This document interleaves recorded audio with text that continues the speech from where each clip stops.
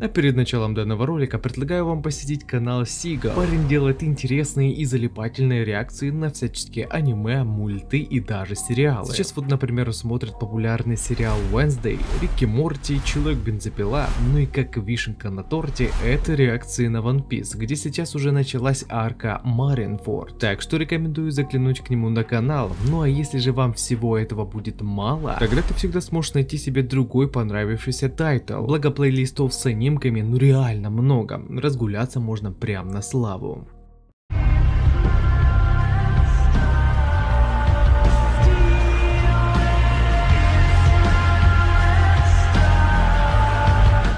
Мама Асты Личита возродится и скоро вернется в сюжет манги. Но почему так должно произойти и как на это отреагируют ее сыновья, обсудим в этом ролике.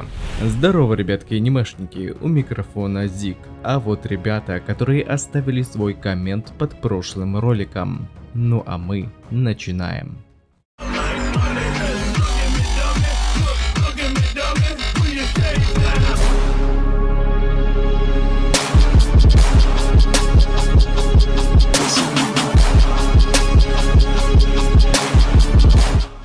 Еще 4 ноября в 343 главе Черного Клевера я заикнулся о том, что Люциус может воскресить Личиту и Моргана. Тема интересная, так что пора бы нам ее с вами рассмотреть поподробнее.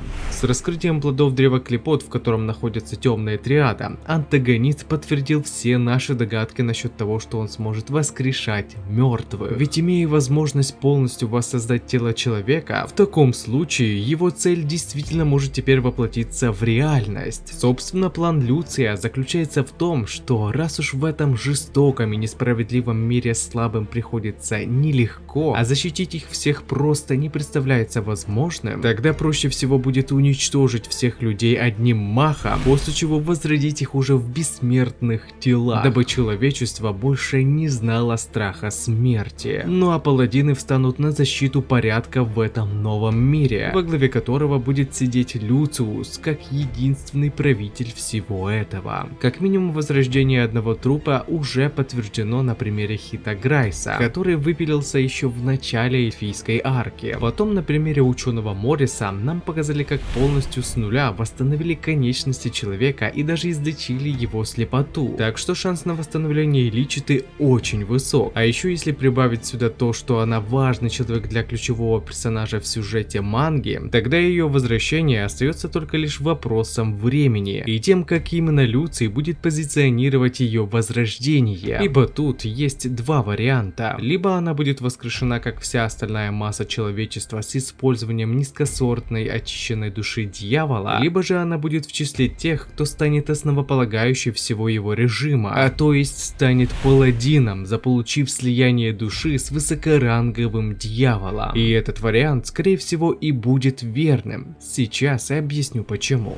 Вас, наверное, смущает мысль, на кой черт Люциусу вообще воскрешать Личиту? Какой от нее профит будет? Да и наверняка на пост паладинов можно будет найти персонажа куда круче и сильнее. Ему не было смысла ее возрождать, поскольку антагонист уверен в смерти главного героя. В принципе, это мнение вполне справедливо, но все же кое-что тут не совсем верно. Да, Люций считает, что Астерикс давно погиб, еще с его визита в королевство Клевер, но это не так. Главный герой все еще жив, к тому же судьба, которая ведет к мечтательной цели антагониста, всегда будет указывать на Асту, ведь там, где находится ГГ, будущее, в которое верит злодей, может не сбыться. Парнишка является самой главной проблемой в его идеальном плане, и рано или поздно Люциус узнает, что он жив. После сражения в Стране Солнца, где, по словам Рюда, им понадобится сила главного героя, Лили может доложить о том, что тот, кого он считал мертвым, все еще ходит своими ногами по этой земле. Ведь хоть семерка драконов и выглядит многообещающей, но у меня все равно слишком мало уверенности в том, что они смогут победить бессмертных противников. Тут-то и настает момент возрождения Личиты в облике паладина. Люций сильно недолюбливает Асту, ведь его магия души совершенно не работает на нем из-за антимагии. То есть паренька нельзя было взять главным оружием антагониста, и именно поэтому злодеям было принято решение перекромсать душу душу сестры Лили и сделать ее паладином. Этот аспект является психологическим рычагом давлением на Асту, который в момент смог переломить исход битвы и выбить паренька из равновесия. К тому же поставить человека сражаться насмерть с тем, кто тебе дорог, это прям вершина подлости. Этим же рычагом психологического давления может стать и Личита. Астерикс, конечно же, знает о ней лишь из воспоминаний Либе, и сказать, что он был к ней сильно привязан, это то же самое, что обещать себе рано вставать, чтобы успеть сделать запланированное. Аста, можно сказать, совершенно ничего не чувствует к Личите. Да, он понимает, что эта женщина является его матерью, но вот привязанности к ней нету. А вот для Либи